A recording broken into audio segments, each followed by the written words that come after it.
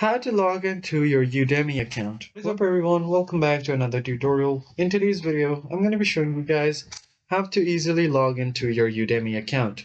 But before getting started, don't forget to hit the like button below and subscribe to the channel.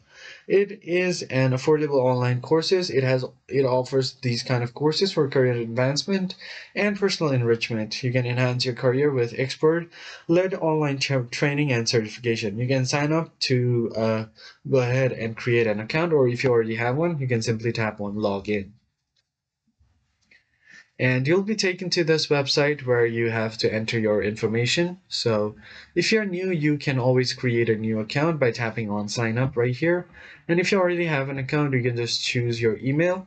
You can also continue with Facebook and Apple ID. I'm just going to go ahead and continue with my Google account.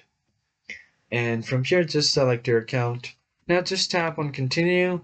So as you can see now, once you do that, you will be able to log back into your account. So it says welcome back. So that's how you easily go ahead and log into your account on Udemy. I hope you found this tutorial helpful. I'll catch you guys on the next one. Thanks for watching.